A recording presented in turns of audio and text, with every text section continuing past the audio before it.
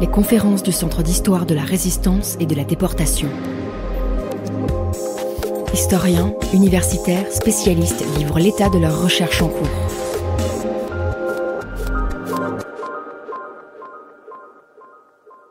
Bonsoir. Bon, on a attendu un petit peu, comme d'habitude, que les personnes arrivent. Donc ce soir, deuxième conférence déjà de cette année 2025. J'en profite pour vous souhaiter une bonne année, parce que je n'étais pas là à la précédente. On a le plaisir d'accueillir deux professeurs d'histoire contemporaine parisiens de l'Université de la Sorbonne Paris 1, Alia Aglan et Pierre Vermaren, qui vont nous parler du monde arabe et de la Seconde Guerre mondiale. Alors, c'est un sujet qui me passionne depuis assez longtemps, et pour autant qui semble mal connu, ou en tout cas dont les représentations ne correspondent pas forcément avec la réalité historique, comme souvent. C'est vrai que moi, je suis ressortie de mes études secondaires en pensant que Rommel s'était baladé dans un vaste désert sableux, en rencontrant par-ci par-là quelques autres armées. Il semblerait que non, c'est une réalité un peu plus complexe et que pendant longtemps, on ne s'est pas vraiment intéressé au sort des populations des pays du Maghreb et du Moyen-Orient. Donc en une grosseur, on va essayer de vous faire déblayer ce terrain, et surtout, c'est l'occasion de vous faire part de la publication de ces ouvrages que vous pourrez éventuellement acheter ensuite, qui permettent une belle approche de ce sujet. Donc je ne sais pas comment vous organisez en termes de prise de parole. C'est vous qui commencez. Eh bien, je vous laisse. Merci pour l'invitation. Et je suis très contente de voir qu'il y a plein de monde dans la salle pour un sujet qui est à la fois, qui paraît bien connu et qui ne l'est pas assez à notre sens, et surtout pas assez étudié. Donc la venue, notre venue est motivée par la parution du deuxième volume. Alors j'ai l'impression qu'il y a un son très bizarre. Est-ce que vous m'entendez bien? Parce que moi, ça résonne pas. Donc c'est le deuxième volume consacré à la Seconde Guerre mondiale et le monde arabe, ou plutôt le monde arabe et la Seconde Guerre mondiale, qui est sorti l'été dernier, et qui est le résultat d'un colloque international. Donc il y a eu deux colloques, un qui s'est tenu à Tunis, et puis le second qui s'est tenu à Toulon. Et donc pour introduire le sujet, moi je vais vous dire d'où est venue cette idée, qui était de travailler exactement comme vous l'avez dit, sur la Seconde Guerre mondiale dans le monde arabe, mais en tenant compte des populations. Enfin, surtout, on a essayé d'avoir un regard centré sur les populations, parce que on a été frappé de voir que la plupart des documentaires montraient effectivement le renard du désert. Alors, soit il était en panne d'essence, soit il était glorieux, parce que c'est vraiment un très bon militaire. Faire en fait comme si toute cette guerre s'était passée sans les populations, ou que de temps en temps, il y en avait un qui était là planté comme un palmier, et donc on s'était dit on va complètement inverser les regards, d'autant que l'historiographie nous y poussait, parce que comme l'historiographie de la Première Guerre mondiale c'est un peu mondialisé aussi il y a une bonne dizaine d'années, que l'approche de la Seconde Guerre mondiale aussi s'est mondialisée. On avait fait il y a quelques années, il y a 10 ans déjà, avec Robert Frank, la guerre monde, qui nous avait d'ailleurs, en voulant embrasser des espaces plus larges, on avait été obligé de changer les bandes chronologiques et de voir que cette guerre commençait en Asie. Et donc on avait proposé une approche collective, il y a 45 auteurs, mais qui allait de la décennie 1937 jusqu'en 1947, avec l'idée que cette guerre n'avait pas été seulement une guerre européenne, qu'elle commençait plutôt avec les conflits en Asie, mais qu'elle incluait évidemment l'Éthiopie, l'Espagne, et que c'était une décennie alors qu'on pouvait terminer avec une borne assez arbitraire d'ailleurs de la guerre froide, mais en fait les traités de Paris sont de février 1947, ce sont les traités qui, côté européen, mettent fin officiellement à la Seconde Guerre mondiale. Et vous me direz, les empires dans tout ça, les empires sont cruciaux dans les deux guerres mondiales, il y a des entrées en guerre.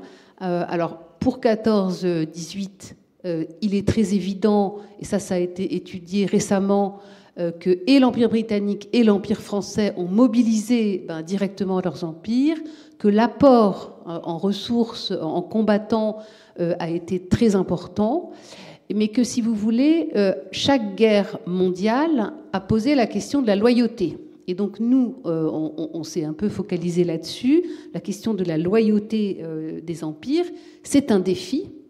Quand l'Empire britannique entre en guerre en 1939, les Dominions lui emboîtent immédiatement le pas, ce qui était pas forcément attendu. Quand l'Empire français entre en guerre, ça pose tout un tas de problèmes, de liaison notamment, de ravitaillement des territoires comme l'Algérie. Donc des liaisons maritimes, commerciales qui sont perturbées, des prélèvements des empires vers les métropoles en combattant. Et donc, si on prend le cas de la France, on parle donc de la défaite et de l'installation de Vichy en zone sud. Le régime de Vichy négocie un empire intact. Ça fait partie des clauses de l'armistice et c'est très important parce que c'est le lieu où la souveraineté de la France n'est pas trop écornée. Alors, avec beaucoup de nuances, évidemment, mais les deux emblèmes de souveraineté de l'État français, c'est la flotte et c'est l'Empire. Donc, ces conventions d'armistice laissent, voilà, comme préalable à la souveraineté, c'est ce prestige impérial, et en même temps, c'est par l'Empire que vient la nécessité de collaboration. C'est-à-dire que sans l'Empire, la France de Vichy ne peut pas défendre l'Empire sans se mettre dans un lien de collaboration d'État avec les forces de l'Axe. Donc Vichy a besoin des Allemands pour défendre l'Empire, et à l'inverse, les Britanniques ont besoin que Vichy soit un peu plus loyal vis-à-vis de l'ancien allié, puisque la Méditerranée, c'est quand même le cœur de l'Empire britannique, et notamment avec cette fameuse route des Indes, l'Égypte, Suez, enfin tout ça, ce sont des territoires névralgiques pour la puissance britannique.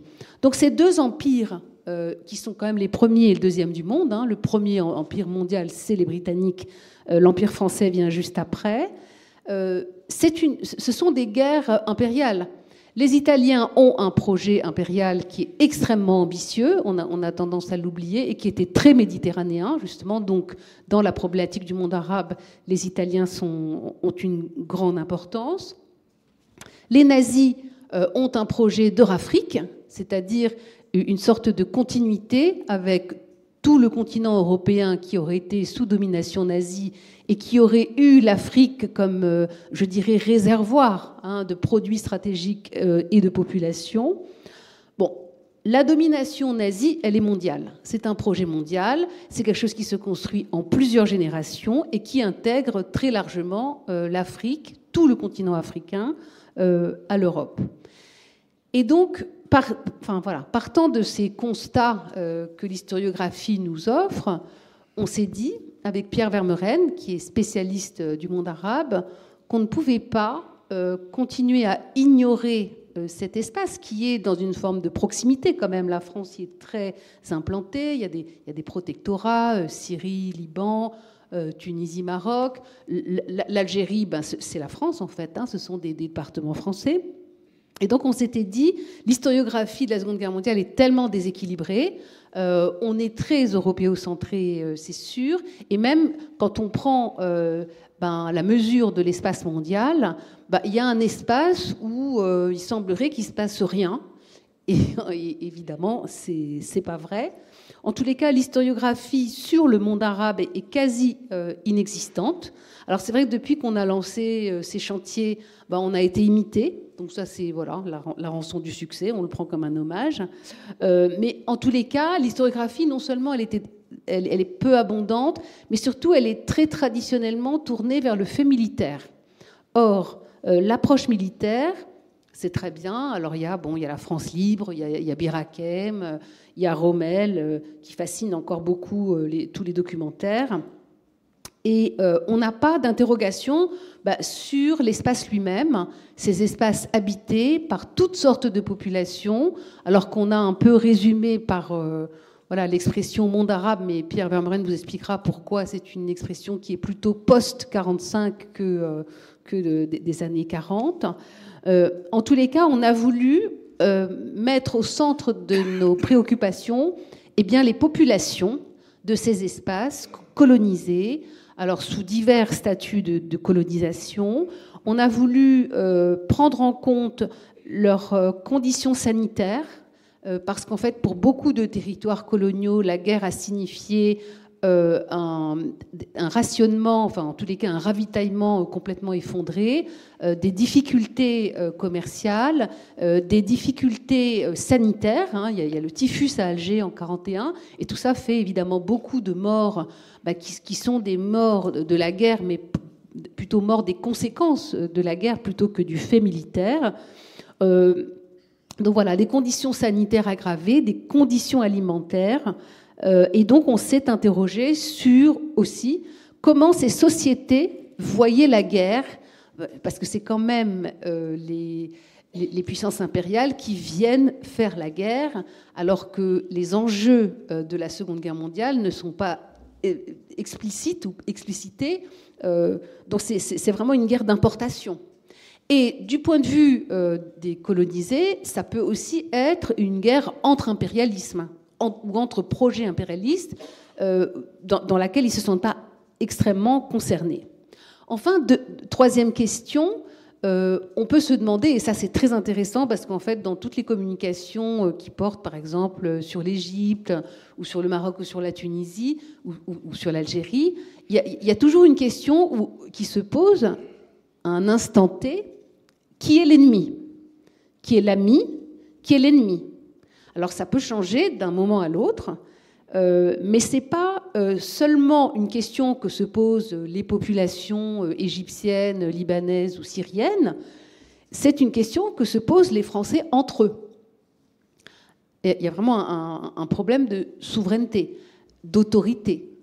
Au moment de l'opération Torche, donc qui est ce débarquement anglo-américain en Afrique du Nord, le 8 novembre 1942, il y a un vrai désarroi des troupes de l'armée de Vichy qui sont censées quand même défendre la côte. Un travail en amont qui a été fait notamment avec Robert Murphy et les services secrets américains qui ont approché les groupes de résistance, surtout en Algérie, surtout à Alger, mais aussi au Maroc, et qui préparaient ce que les Américains auraient aimé, c'est-à-dire une invitation des Alliés.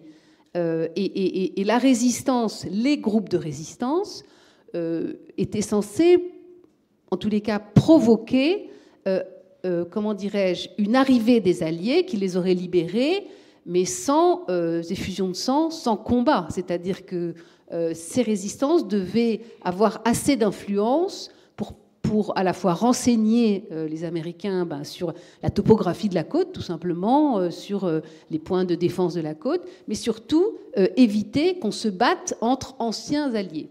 Or, vous connaissez le scénario, puisque quand l'opération Torche débute, eh bien, les ordres de Vichy, c'est de défendre l'Empire contre quiconque. Ça, c'était Weygand qui avait un peu donné cette doctrine. Et puis, comme ils ne peuvent pas défendre vraiment, ils appellent les Allemands à la rescousse. Et alors, ce qui laisse quand même un désarroi, des dilemmes pour tout le monde, en fait, pour chaque individu, pour les unités, pour absolument tout le monde. Alors, est-ce qu'on devait se défendre contre les Alliés, ou est-ce que c'était les Allemands nos ennemis? Et donc, ce dilemme est résumé dans... Enfin, c'est quelque chose qui dit tout, en fait. C'est dans les mémoires, le témoignage de Rien, qui dit, voilà, on est tellement désorientés, mais il note dans son journal, 8 novembre, nous combattons tout le monde. 9 novembre, nous combattons les Allemands. 10 novembre, nous ne combattons personne. 10 novembre, 12 heures, nous combattons les Allemands. 11 novembre, nuit, nous ne combattons personne. Voilà, pour vous dire quels étaient ordre et contre-ordre et comment finalement le niveau de décision arrive au niveau des individus. Et donc ça, évidemment, ça a un impact sur toute la suite, puisque si on voit les Français tellement désordonnés entre eux, tellement voilà, dans un désarroi tel qu'on peut se demander qui est l'autorité. Et évidemment, ça a un impact sur tous les groupes nationalistes qui revendiquent, au moins depuis le début de la guerre, enfin quand ils ne sont pas en prison ou quand ils sont déjà en prison, revendiquent en fait d'avoir voix au chapitre et ont des vraies revendications d'indépendance. Donc cette idée de qui est l'ami, qui est l'ennemi, bon, elle va se poser tout le temps. Elle se pose en Syrie en 1941 parce qu'il y a évidemment une dimension de guerre franco-française. Donc dans ce fractionnement français, si on ne sait pas c'est Vichy ou De Gaulle, ou est-ce que c'est De Gaulle ou Giraud, ou est-ce que c'est finalement Darlan qui va recevoir, voilà, qui va être reconnu par les Américains. Donc voilà cette fascination pour à la fois une autorité complètement détériorée et en même temps, alors ça, certaines communications ont aussi un aspect culturel, c'est-à-dire comment, par exemple, les Marocains voient les Américains avec leur matériel, l'alimentation, une forme d'abondance, une forme de confort qu'ils apportent. Donc pour pas parler trop longtemps, je voudrais finir cette petite introduction en disant que ça a été un bouleversement pour les sociétés, ça a été un bouleversement pour les mouvements nationalistes, et puis ça a été aussi une guerre où toutes les ressources de tous les territoires ont été convoitées par les uns et par les autres, une propagande de l'Axe à destination des pays arabes qui a été très importante, propagande italienne et propagande allemande, une guerre pour les ressources, notamment les champs pétrolifères, évidemment, avec l'occupation de l'Iran, avec les soviétiques, les britanniques et les soviétiques qui s'installent en Iran. Et donc je vous laisse, voilà, on va rester sur cette carte de l'opération Torche, qui est vraiment un moment de bascule. Le 8 novembre 1942, c'est un moment de bascule, mais c'est un moment de bascule qui va avoir aussi énormément de conséquences sur ce qui se passe de l'autre côté de la Méditerranée, c'est-à-dire dans la France, évidemment, puisque la Wehrmacht va envahir la zone sud. Et quand les Allemands vont essayer de se saisir de la flotte à Toulon, elle va se saborder. Bon, ça, ce sont des épisodes qui sont très connus. Mais pour ne pas parler trop longtemps, moi, je vais laisser la parole à Pierre et peut-être je peux redire un mot tout à l'heure. Je te laisse. Oui, ce ne sont pas des épisodes très connus, même le sabordage de la flotte, puisque c'est un sujet plus ou moins interdit dans la République. Mais bon, ça, c'est un autre débat. Alors, si vous voulez, on a fait 2 colloques. Le premier, donc, tu l'as dit, à Tunis, le second à Toulon. Et il en est sorti 2 livres. Sur un sujet à peu près vierge, parce qu'effectivement, on connaît les grandes opérations militaires de la guerre, encore que tu viens de parler du débarquement Torche, qui était la répétition générale du débarquement de Normandie, puis du débarquement de Provence. Je ne suis pas certain que tout le monde sache ce que c'est que le débarquement, l'opération Torche. C'est un débarquement qui a eu lieu sur une ligne de 2000 km allant du sud du Maroc, de Safi jusqu'à Alger, via Oran, Casablanca, etc. Donc c'est des opérations très spectaculaires, très importantes. Mais en réalité, la guerre a eu lieu dans toute la région. C'est-à-dire que vous allez du Maroc jusque, bon, on pourrait même dire de Dakar, mais disons pour s'en tenir à ce qu'on appelle, entre guillemets, le monde arabe, pas à cette époque-là, mais aujourd'hui, la guerre a eu lieu partout, du Maroc jusqu'à l'Irak. Il y a peut-être seulement le Golfe, les pays du Golfe, comme l'Arabie Saoudite, qui ont été relativement épargnés, mais en même temps qui étaient très surveillés, puisque c'était les axes de communication de l'Empire britannique, c'est-à-dire de la première armée, la première marine du monde, qui n'a jamais perdu le contrôle des mers pendant la guerre, et relayé petit à petit par les Américains qui fournissent de plus en plus de matériel et qui, à la fin de la guerre, ont une armée beaucoup plus puissante que les Britanniques, tellement leur marine est usée. Donc on a réuni, si vous voulez, parce que vous savez, l'université, c'est très cloisonné. Et donc le savoir est cloisonné. Il y a les spécialistes de ceci, les spécialistes de cela, et c'est difficile de faire travailler les gens ensemble. Donc ça ne s'était pas encore produit que des spécialistes de la région, rive sud de la Méditerranée, travaillent avec des spécialistes de la Deuxième Guerre mondiale, qui sont plutôt, en tout cas c'est normal en France, au nord de la Méditerranée, qui sont nos collègues, mais qu'on ne fréquente pas beaucoup. Alors ce qui nous a donné cette idée, c'est les commémorations du centenaire de la Grande Guerre, de la Première Guerre mondiale, puisque ça avait été l'occasion déjà d'éprouver nos équipes internationales de chercheurs travaillant sur cette guerre qui, comme son nom l'indique, était mondiale, mais elle n'est pas mondiale parce qu'elle a lieu partout, elle est mondiale parce qu'elle brasse des populations, des soldats, des approvisionnements, bien sûr des opérations militaires ont lieu partout, mais de manière croisée, on utilise des troupes de tout le monde et partout.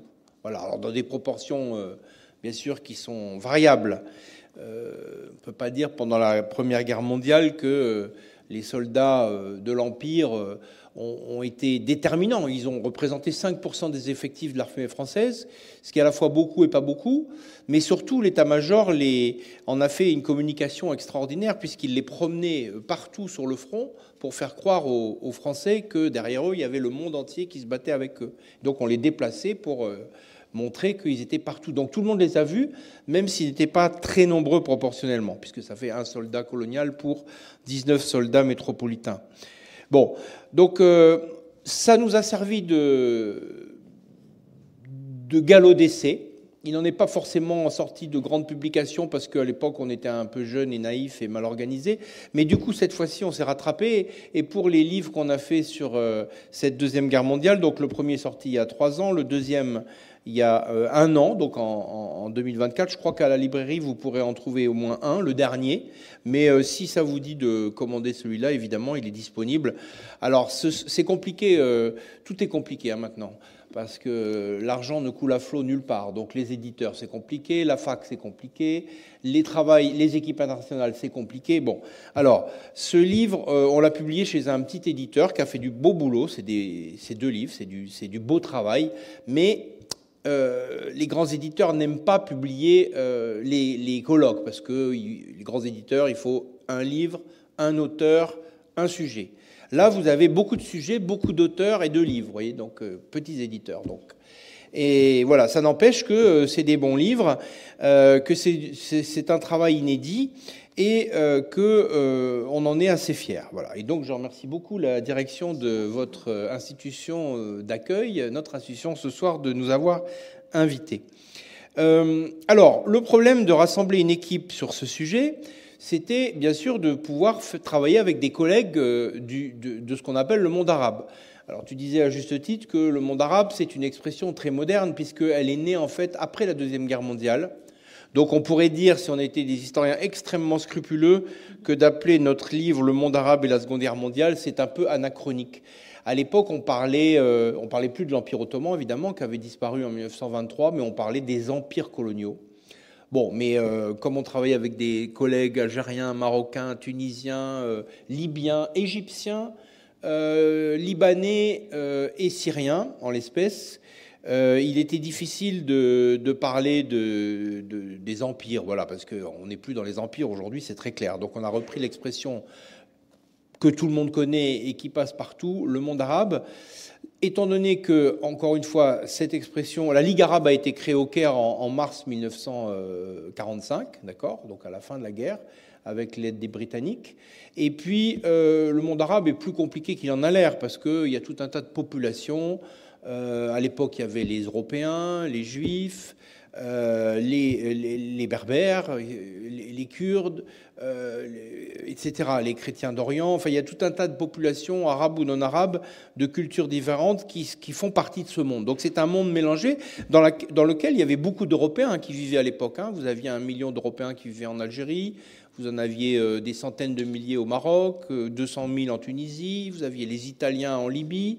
Vous aviez Le Caire et Alexandrie, qui étaient des villes, comme Beyrouth, qui étaient des villes assez cosmopolites, enfin, etc.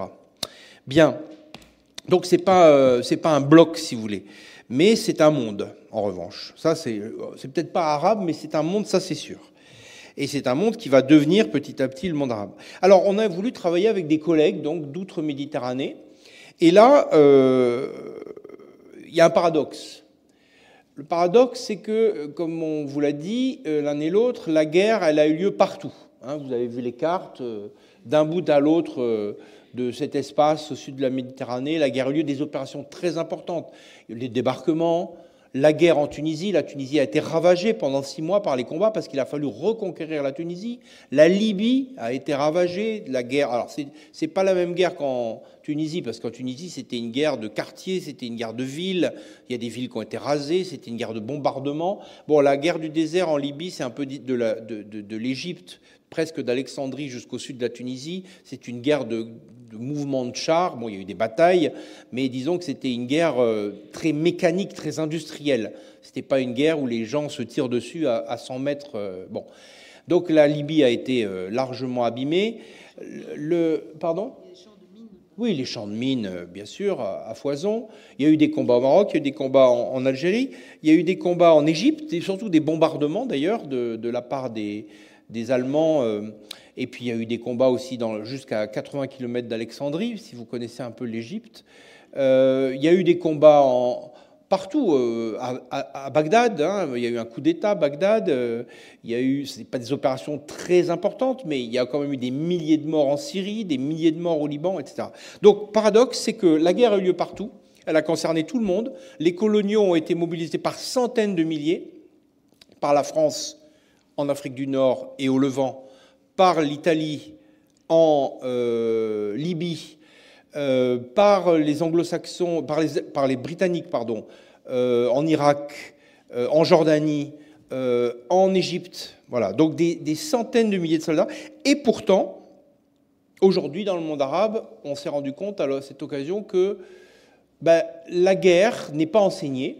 La guerre dans le monde arabe n'est pas enseignée. C'est comme si nous, en France, on enseignait la guerre uniquement à Moscou, mais pas ce qui s'est passé en France. Alors pourquoi ? Et puis elle n'est pas enseignée nulle part, c'est-à-dire ni dans les universités, ni dans les lycées. Alors, parce que c'est la guerre des autres, comme on l'a dit. C'est la guerre du colonisateur, c'est la guerre des grands empires, c'est la guerre des chrétiens, c'est la guerre, on peut l'appeler comme on veut, ou des athées d'ailleurs, en l'espèce aussi. Mais en tout cas, c'est pas la guerre de nous. Alors, c'est la guerre des autres, mais en même temps, c'est une guerre des autres à laquelle on participe. Alors, je vais essayer d'avoir une petite réflexion avec vous, de savoir pourquoi c'est un sujet compliqué dans le monde arabe, pourquoi c'est un sujet un peu tabou, et pourquoi il y a si peu d'historiens. Alors, il y en a quelques-uns. Il y en a au moins un à Tunis, qui est notre ami Faisal Cherif, qui a consacré sa thèse d'histoire à la Tunisie dans la Deuxième Guerre mondiale. Mais c'est à peu près la seule thèse vraiment importante. Il y a eu un historien marocain, M. Bekraoui, qui est maintenant en retraite, qui a consacré son travail aux tirailleurs marocains dans la Première Guerre mondiale. Et puis il y a un autre collègue qui a travaillé sur les soldats marocains dans la Deuxième Guerre mondiale. Pourquoi ? Parce que du point de vue des autorités marocaines, et notamment de l'armée marocaine, c'est un héritage assumé. Mais ailleurs, il n'est pas assumé. Il n'est pas assumé, il est compliqué, il est problématique. Et on va essayer de réfléchir pourquoi. Du coup, comme c'est un héritage qui n'est pas assumé, ou qui renvoie à des choses dont on ne veut pas trop parler, eh bien, il n'y a pas de recherche, il n'y a pas de travail. Donc, on travaille. Alors, ce qui fait que quand on parle au Maroc, en Algérie, en Tunisie, quand on enseigne la Deuxième Guerre mondiale, en Égypte aussi, c'est Hitler contre Staline, contre Roosevelt. C'est les Américains contre les nazis. Mais ça ne concerne pas la guerre à Tunis, le débarquement en Afrique du Nord, les combats en Libye, etc., etc. Donc ça, c'est un premier problème. Donc on a réussi quand même sur une quarantaine d'historiens, puisqu'il y a des contributions de 40 historiens, certains ayant participé aux 2 livres. On a réussi à rassembler une dizaine de collègues.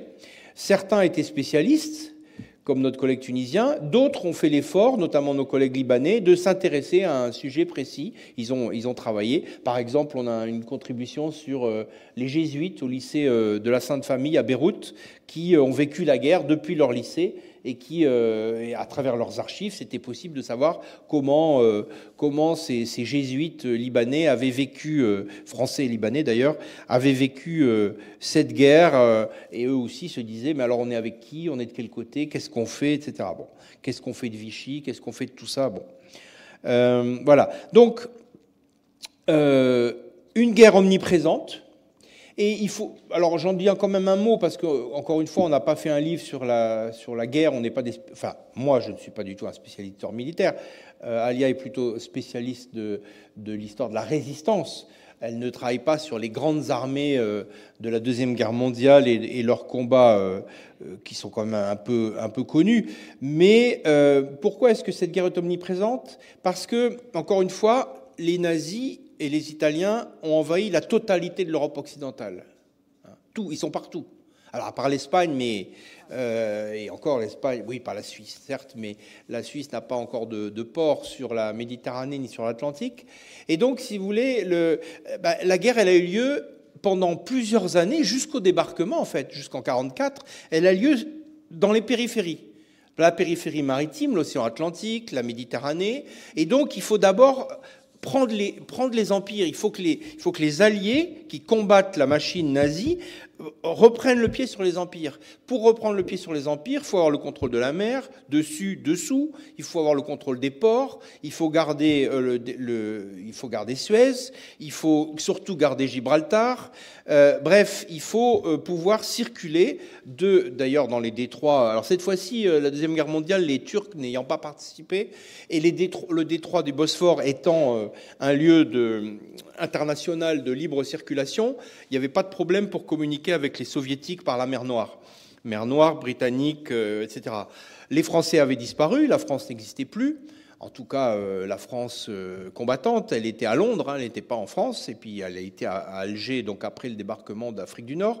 Mais il faut bien voir que toute cette périphérie, elle est capitale parce qu'elle entoure l'Europe, donc elle permet d'assiéger la forteresse nazie, et puis c'est là que se trouvent les ressources.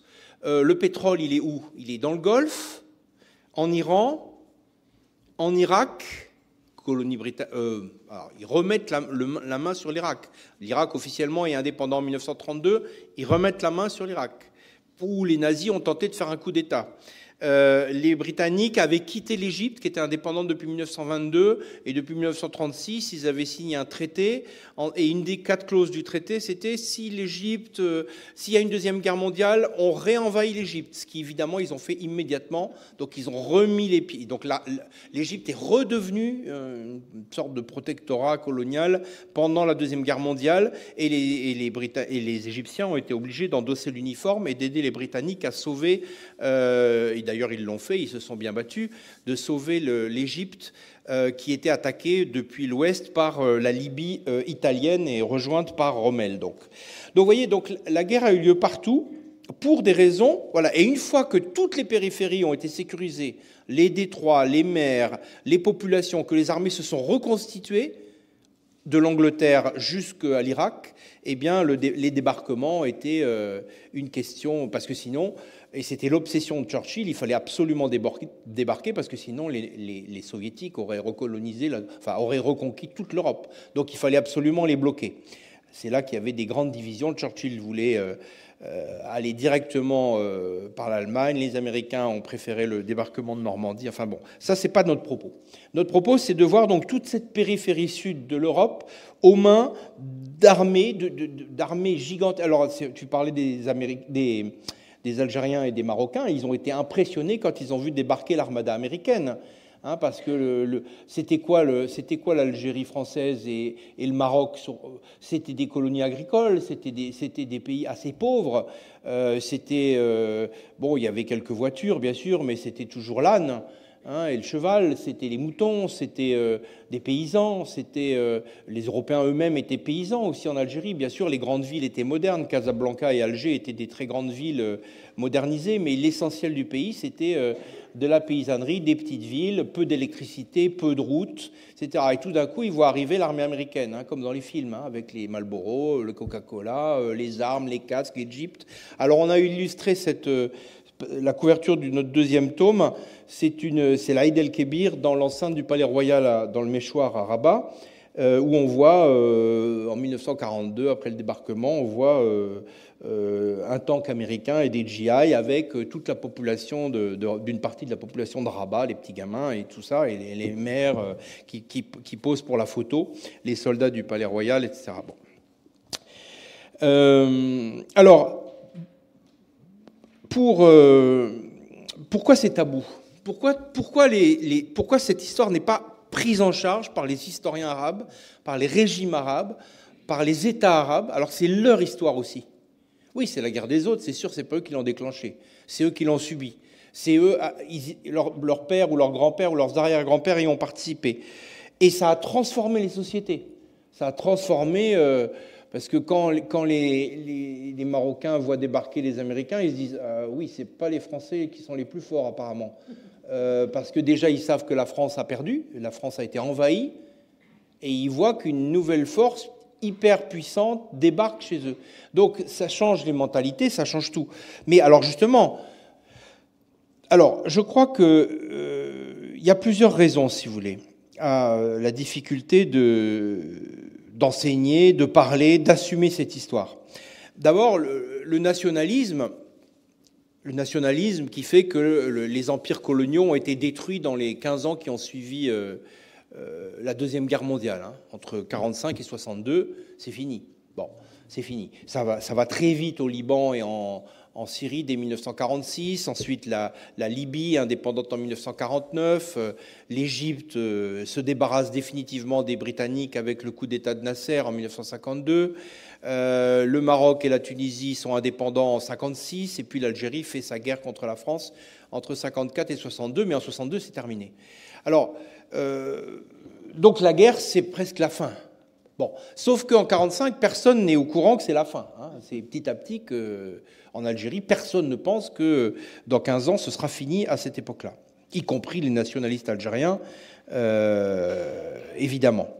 Alors, le récit nationaliste, c'est de dire quoi ? C'est de dire on a été envahi, on a été pillé, on a été envahi par des brutes, on a été occupé, on a été ceci, cela. Or, qu'est-ce que c'est que l'histoire des deux guerres mondiales ? C'est l'histoire de la loyauté.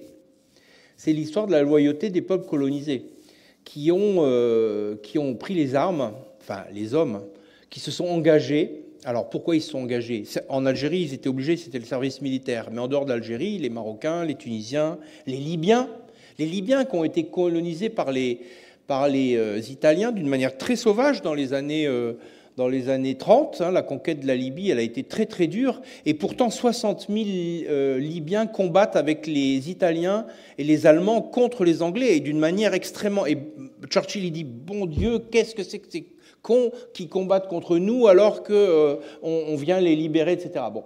Donc il y a eu un engagement, il y a eu la loyauté des combattants marocains, algériens et tunisiens, dans l'armée française, dans l'armée d'Afrique, qui sont venus se battre en France en 39-40, qui sont allés se battre ensuite en Italie, qui ont fait des exploits militaires à Monte Cassino. Ben Bella était sergent à Monte Cassino et il a reçu la Légion d'honneur de la part du général de Gaulle, ou la médaille du mérite militaire, peut-être, je ne veux pas dire de bêtises, mais il a été décoré personnellement. Or, Ben Bella, c'est le premier président de l'Algérie indépendante. Bon.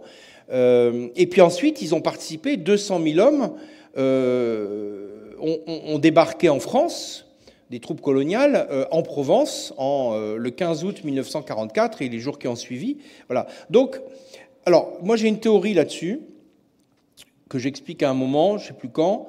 Vous savez, c'était des populations, les populations d'Afrique du Nord étaient des populations très religieuses, Et elles ont toujours peut-être, mais en tout cas leurs ancêtres, enfin les gens qui ont vécu à cette époque-là, et les gens qui ont subi la colonisation au XIXe siècle, ils considèrent que l'histoire est écrite par Dieu.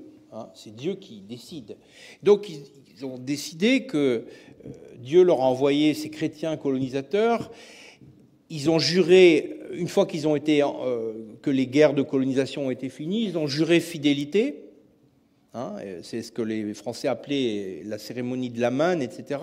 C'est-à-dire c'est une cérémonie presque féodale où les chefs des tribus et des groupes résistants reconnaissent qu'ils ont perdu. L'armée française leur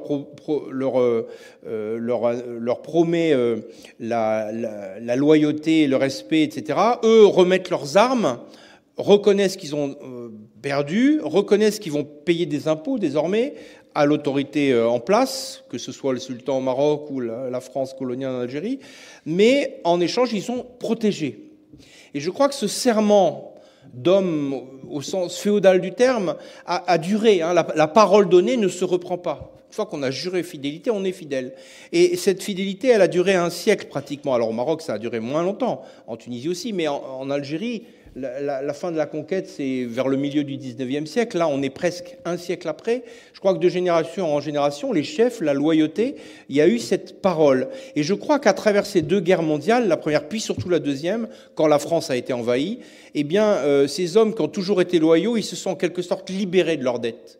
Ils ont dit, voilà, Dieu vous a envoyé, vous avez gagné, on ne sait pas pourquoi, on a peut-être été des mauvais musulmans, etc., on verra plus tard, mais on est loyaux. Et maintenant, on se libère. Bon, ça c'est ma théorie, mais toujours est-il que la loyauté a été totale, il n'y a pas eu de révolte, etc., contre les conscriptions, etc. Et ça, ça c'est mal assumé par le nationalisme, parce que le nationalisme, c'est de dire, on était tellement malheureux, pauvres, etc., qu'on détestait la France. Et quand on regarde cette histoire de l'engagement et de la loyauté, on ne comprend pas. Il y a un problème. Donc on n'en parle pas. Et on ne l'enseigne pas. Et c'est la honte, hein, alors qu'il y a des centaines de milliers d'Algériens qui ont combattu dans l'armée française pendant ces deux guerres mondiales, donc c'est difficile. Ça, c'est une première raison. Une autre raison, c'est que les chefs arabes n'ont pas participé à la guerre. Alors il y en a deux qui sont connus. Il y a eu Mohamed V au Maroc, le sultan marocain, qui à la conférence d'Anfa a reçu Roosevelt, Churchill, De Gaulle, etc. Alors ça, c'est la première fois d'ailleurs que le sultan, qui est protégé, hein, un protectorat, il est protégé, c'est la première fois que le sultan a une visibilité internationale grâce à Roosevelt. Et donc, il a un entretien à part avec Roosevelt, alors qu'il est très mystérieux, personne ne sait ce qui s'est passé. Mais en tout cas, le Palais Royal, aujourd'hui au Maroc, il accepte cette histoire. Et il dit, moi, sultan, j'ai engagé mon pays aux côtés de la liberté, contre l'Axe, etc. Bon, c'est le début de l'alliance occidentale du Maroc, hein, jusqu'à nos jours. Ça, c'est assumé. De même, il y a un autre chef d'État arabe qui est connu pendant la guerre, c'est le roi Abdulaziz, qui, en mars 1945, quand les Européens, les conférenciers, notamment Roosevelt, revenaient de Yalta, il s'est arrêté en Égypte et il a reçu au bord de du paquebot américain, le Quincy, il a reçu le sultan Abdulaziz. Et il y a eu ce pacte entre Roosevelt, les Américains et les Saoudiens en disant, OK, nous on vous protège et en échange, on exploite votre pétrole. Et jusqu'à la fin des temps. Bon, donc ce pacte, donc en Arabie Saoudite, ils n'ont pas fait la guerre, mais ils ont quand même bénéficié de la guerre à la fin et de la protection américaine. Et il a été, parce que c'est pendant la guerre qu'on s'est rendu compte que les plus grands et les plus faciles gisements de pétrole du monde étaient accessibles dans ce pays. Voilà. Donc, mais les autres ont été humiliés. En Irak, les Britanniques ont repris le pouvoir, ils ont chassé les militaires du pouvoir. En Égypte, le roi a été humilié par le coup d'Abdine, on le raconte dans le livre. En Libye, en Tunisie, alors en Tunisie, le bey Moncef a été accusé de déloyauté, il a été accusé par la France d'avoir trahi au profit des Allemands, donc il a été destitué, etc. Et puis les chefs nationalistes, la France les avait mis en prison, ou plus exactement en exil. Hein. Le chef nationaliste marocain, Lalel El Fassi, a passé toute la guerre au Gabon. Pendant 10 ans, il est resté là-bas, exilé au Gabon, etc. Donc il n'a pas participé à la guerre. Et les chefs nationalistes, d'une manière générale, n'ont pas participé. Ou alors ils ont été discrédités. Certains sont passés du côté de l'Axe. notamment en Tunisie ou en Algérie, mais très peu, mais certains quand même, en Égypte encore plus. Et donc finalement, voilà, c'est une histoire qu'on a du mal à raconter. Je ne parle même pas, bien sûr, du shérif de Jérusalem, Hadj Amin el-Husseini, qui lui a carrément collaboré avec l'Allemagne, puisqu'il est allé s'installer à Berlin en 1941, et il est resté jusqu'à la fin de la guerre à Berlin. Et à la fin de la guerre, il doit aux Français d'avoir été sauvés, et ils l'ont réexpédié en Égypte, etc. Donc c'est une histoire difficile pour ces différentes raisons. Donc on se contrefiche des populations et de ce qu'elles ont vécu, parce que au fond ça correspond pas à la grande histoire. Il y a eu des famines au Maroc, tu as parlé du typhus en Algérie, il y a eu aussi beaucoup de souffrances au Liban, etc. Mais finalement ça n'apparaît pas très important, parce que ce qui prime après la guerre, c'est la construction du monde arabe, c'est l'indépendance, c'est ensuite la guerre froide, et donc tout ça finalement est oublié. Et puis il y a des choses honteuses. Après la guerre, les nazis en vadrouille, en défaite, certains vont en Égypte s'installer, en Syrie, au Moyen-Orient, en Irak, et ils deviennent, donc ces pestiférés s'installent, et ils vont participer à la construction des États du Moyen-Orient. Alors c'est pas du tout le cas en Afrique du Nord, mais c'est quand même le cas au Moyen-Orient. Voilà. Donc, si vous avez quelques questions, on peut en reparler, mais je pense que tout cela est assez important et explique que aujourd'hui, on ne trouve pas de collègues qui travaillent là-dessus, dans ces sociétés, parce que, voilà, on préfère mettre la couverture. Mais les historiens, en principe, on sert à ça. On n'est pas des empêcheurs de tourner en rond, mais en tout cas, on s'intéresse à des sujets et à des trous, bien sûr, à cette guerre des autres, finalement. Il faut quand même la prendre en charge, parce qu'elle a eu lieu. Elle a eu lieu. Les populations, il y a des milliers d'anciens combattants en Afrique du Nord. Il y a des cimetières. Vous verrez, dans le premier tome, on a mis une carte des cimetières militaires. Mais de Casablanca, de Safi jusqu'à Bagdad, vous avez partout des cimetières militaires britanniques, allemands, italiens, français, anglais. Et puis les musulmans, très peu, sauf s'ils étaient combattants dans l'armée française, parce que vous savez, les musulmans sont tout de suite enterrés par la population, et sans uniforme et sans tombe, etc. Donc il n'y a pas cette mémoire qui s'est gardée, mais on sait très bien qu'il y en a des dizaines de milliers aussi qui sont morts et qui sont quelque part dans le sol de l'Afrique du Nord. Voilà. Donc, comment ce livre a été reçu ? Il a été reçu par vous, et on vous en remercie. Mais grosso modo, je suis un peu étonné de voir que ce sujet inédit, en France, apparemment, voilà, on est content d'en parler devant vous et avec vous, mais la réception est un peu compliquée, parce que c'est un sujet neuf, c'est un sujet qu'on ne connaît pas. Qu'est-ce que c'est que cette histoire ? Bon, voilà, donc c'est bien d'en parler, et je vous invite, pour les étudiants, je vois qu'il y a des étudiants dans la salle, ce qui fait toujours plaisir aussi. Il faut des gens de tous les âges, et c'est bien quand il y a aussi des jeunes, ce qui n'est pas toujours le cas dans les conférences. Et je vous en remercie. Et donc, n'oubliez pas de faire acheter vos livres, ces livres, par les librairies, ça sert à ça, par les bibliothèques, etc., parce qu'eux, ils ont les moyens de les acheter plus que vous. Voilà. Alors, on a ouvert un chantier, et on a justement plusieurs contributions qui portent. On a associé des archivistes aux deux, parce qu'il y a beaucoup d'archives en réalité. Il y a beaucoup d'archives qui n'ont jamais été travaillées. Parce que les armées, d'abord, c'est très organisé, les armées. Les archives militaires britanniques, elles sont nickel. Les archives militaires françaises sont nickel. Les archives militaires marocaines aussi, malheureusement, on ne peut pas les consulter, mais on sait qu'il y en a.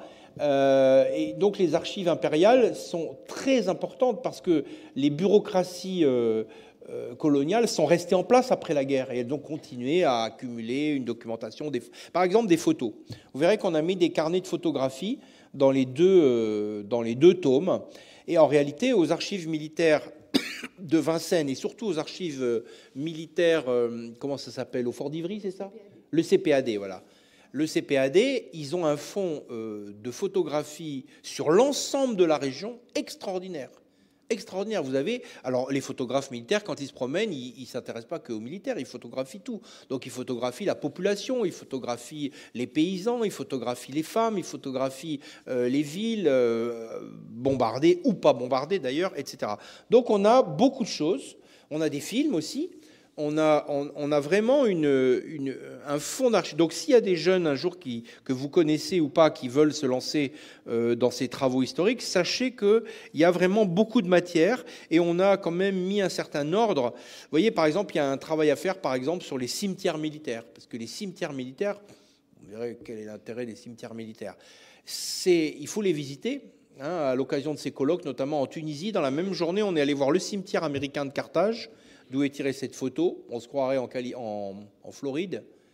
Et puis ensuite, on est allé au cimetière allemand. Alors là, on se croirait en enfer. Et puis après, on est allé voir le cimetière français. Alors c'est un mixte entre les deux. C'est un peu le bazar comme en France, mais c'est quand même très beau et c'est la Méditerranée. Et comme ils ont le plus bel endroit de Tunis au-dessus de la Méditerranée, c'est magnifique. Bon, voilà. Donc cette question des cimetières militaires, il y en a des centaines dans la région. Voilà. Et ils disent tous quelque chose. Des batailles, donc des fois il y a des musées. Dans le sud de la Tunisie, il y a des petits musées, il y a des voilà, c'est intéressant de voir comment en Libye il y en a, en Égypte, etc. Parce que il y a quand même des dizaines et des dizaines de milliers d'hommes qui sont morts aussi là-bas. C'est pas seulement ils n'ont pas fait la guerre en se promenant, beaucoup sont morts aussi. Voilà. Donc c'était l'occasion, si vous voulez, de revenir sur l'ensemble de ces problématiques. Le souvenir, la mémoire, les archives, la photographie, les films, les historiens. Voilà, donc on a mis à jour, d'une manière certainement critiquable, améliorable à n'en pas douter, un chantier très méconnu et pourtant potentiellement très important. Voilà, et donc on était content de vous en parler. Je crois que j'ai dit à peu près ce que je voulais vous dire. Est-ce que tu veux rebondir sur certains points avant de leur laisser la parole ou les questions ? Non. Enfin, je voulais attirer l'attention sur le fait qu'on a pris un prisme chronologique large. C'est-à-dire qu'on ne s'est pas arrêté le 8 mai 45, mais on est allé un peu au-delà. Et surtout, on avait intégré la question de la mémoire. Donc, par exemple, Anne-Claire de Bonneville, quand elle fait une intervention sur El Alamein, évidemment, elle parle des deux batailles, mais surtout de la mémoire et puis de la manière dont elle s'inscrit dans la ville nouvelle qui est en train d'être construite. Et donc, c'est très intéressant comme approche et c'est très original. C'est-à-dire que c'est aussi intégrer ces questions de mémoire ou de non-mémoire ou de non-lieu de mémoire dans l'appréhension de l'histoire de la guerre. Et ça aussi, bon, en général, on fait des colloques soit sur la mémoire, soit sur la guerre, mais c'est pourtant inséparable. Nous, on n'a pas séparé ça. Et enfin, moi, ce que j'ai beaucoup apprécié, alors j'ai beaucoup appris évidemment sur ce qui se passe sur les réfugiés polonais au Liban, sur l'université Saint-Joseph pendant la guerre. On n'a pas beaucoup de sources là-dessus, mais on s'est quand même servi la littérature. C'est la littérature arabophone, notamment, enfin qu'on peut lire en traduction, intègre beaucoup plus la guerre et du côté des populations. Et moi, je m'en étais servi pour faire les introductions. Quand on se demande, voilà, ce que les populations peuvent avoir à penser, ben, la littérature est d'un très bon recours. Quand, par exemple, les Égyptiens disent « Oh, mais nous, on veut que ce soit les Allemands qui gagnent », mais pourquoi ? Pas forcément parce qu'ils sont pro-nazis, c'est qu'ils ont envie de voir les Anglais se faire prendre une raclée. Et donc cette histoire d'amis-ennemis joue aussi, où tel poète qui fait une ode à Stalingrad, il est au Caire, lui il est francophone. Enfin, donc voilà, on peut avoir des biais quand les archives militaires ne parlent pas, mais on a la possibilité d'interroger la littérature qui est une forme d'écriture, et aussi un très beau vecteur de mémoire évidemment pour tous les conflits.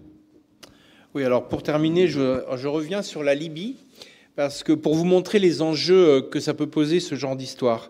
La Libye, comme on l'a dit, on en a parlé plusieurs fois, on en a tous une connaissance sommaire. En France, vous savez, à Paris, la Libye est à l'honneur. Il y a des grandes stations de métro des lieux comme Bir Hakeim, etc. Al-Alamein, bon, c'est en Égypte, mais enfin c'est le même milieu, c'est la même histoire, qui sont célèbres. Il y a Koufra aussi, bon, ça c'est un peu plus au sud. Mais enfin, en tout cas, il y a des lieux de mémoire de cette guerre en Libye en France. On en a une image, quand on a dit à mes amis tunisiens qu'on allait faire ce bouquin, et qu'on cherchait une photo d'illustration, ils nous ont tout de suite sorti une photo de Rommel sur son commande-car avec sa grande casquette on leur a dit, bon, on peut pas mettre ça en photo de livre scientifique en France, sinon on va avoir quelques problèmes. Et puis il m'a dit, mais tu vas voir, j'ai un ami qui vient de rénover la voiture de Rommel. Alors il voulait nous l'amener au colloque aussi, etc. Parce qu'il y a toute une... Bon, voilà. Donc on sait des choses, on sait la grande bataille de chars, etc. Mais on a travaillé avec des Libyens aussi. Et on avait un jeune collègue libyen. Et alors, lui, il était mandaté, en fait, par son pays. Bon, c'est compliqué, la Libye. Hein. Il y a 2 États, c'est à moitié la guerre. Mais il est en France actuellement. Mais lui, il avait un objectif. Il voulait dire, nous, on n'est pas tous des traîtres, en réalité. Parce que, suite au fait que Churchill a dit, mais qu'est-ce que c'est que les Libyens qui se battent avec les Italiens et les Boches, c'est pas possible, quoi. Qu'est-ce que c'est que ce peuple? Bon. Alors, lui, son but, c'était et il a été rechercher les archives, et l'article, on l'a aidé à l'écrire parce que c'était un peu compliqué, mais il voulait absolument nous montrer qu'en fait, les vrais Libyens, les Libyens nationalistes, ils s'étaient enfuis de Libye après la répression libyenne, notamment la famille Sennoussi, qui est devenue roi de Libye en 1949. Et donc, ils s'étaient réfugiés en Angleterre et au Tchad. Et donc, ils ont intégré, les réfugiés libyens du Caire ont intégré l'armée britannique. Les réfugiés libyens du Tchad ont intégré la France libre. Et pendant que 60 000 hommes se battaient avec les Italiens, etc., vous aviez des Libyens qui ont marché avec les 2 armées alliées, les Français qui arrivaient du Sud, qui arrivaient d'Afrique, et puis la grosse troupe britannique de Montgomery qui arrivait d'Égypte, et qui ont continué à se battre jusqu'à Tunis, quoi. Puisque les Allemands et les Italiens ont quitté Tunis en mai 1943, à la fin de la guerre, et là c'était fini, l'Afrique était libérée de la Deuxième Guerre mondiale. Mais voyez, donc ça c'est un enjeu très contemporain, c'est-à-dire que les Libyens, ils veulent sortir de cette réputation d'avoir collaboré avec l'Axe, et affirmer que en fait les vrais Libyens ils étaient là, et que d'ailleurs le roi Sennoussi et ses hommes faisaient partie, ses conseillers, ses proches, etc., ses fils étaient dans le bon camp. Hein. Donc toujours aujourd'hui, voilà, il y a toujours l'idée du bon camp, hein, très importante. Oui, alors pour terminer, le bon camp, aujourd'hui on sait quel était le bon camp, mais il faut savoir que le discours de propagande dont sont littéralement arrosées toutes ces régions, c'est un discours libérateur. Les Italiens, la propagande italienne dit « on va vous libérer », la propagande nazie dit « on va vous libérer », et peut-être, sans que ce soit dit clairement, mais quand même le discours de Brazzaville, de Gaulle, laisse entendre qu'il y a des promesses alors, c'est pas le mot indépendance qui est prononcé, mais en tous les cas d'un avenir différent et qui permettrait à ces populations d'avoir une place renégociée dans un ordre colonial rénové ou en tous les cas renommé autrement. Donc et puis les Américains sont anticolonialistes. Voilà. Et donc c'est l'intérêt en réalité de travailler en historien sur ces questions, puisque les mémoires sont aussi fragilisées par des discours qui ont pu être pris au pied de la lettre. Mais après tout, en France, il y avait bien un mouvement nationaliste breton qui a, à l'été 40, pris langue avec les Allemands. Bon, les Allemands ne les ont pas tellement soutenus, mais en tous les cas, il y avait matière. Toute occupation favorise le séparatisme. Hein, ce sont vraiment voilà, ça défait les liens, ça défait toutes les solidarités, même à l'intérieur des familles, même à l'intérieur des partis politiques, des syndicats. En France, l'occupation allemande et italienne n'a laissé intacte aucune institution. Donc je ne vois pas pourquoi ce serait différent dans ces pays qui étaient sous domination britannique. Et il faut voir aussi qu'un pays comme l'Égypte, qui était en face d'être indépendants, ou en tous les cas qui se concevaient comme indépendants, voit arriver 1 demi-million d'hommes des Britanniques. Et dans les armées britanniques, évidemment, il y a des soldats du Commonwealth. Hein. Il y a des dizaines et des dizaines de nationalités. Voilà. Rien que comment dirais-je, rien que le côté cosmopolite de toutes les armées, de toute façon, induit de nouveaux liens. Et c'est pour ça que bon, c'est un chantier qui n'est pas prêt d'être terminé, parce qu'on a encore beaucoup, beaucoup de choses à comprendre, à analyser. Alors moi, je suis plus optimiste que toi, parce que quand on lance un sujet et qu'on voit que des équipes font exactement, lancent des recherches sur exactement les mêmes sujets, je me dis, bon, bah, c'est une bonne idée, et donc ça fera travailler tout le monde.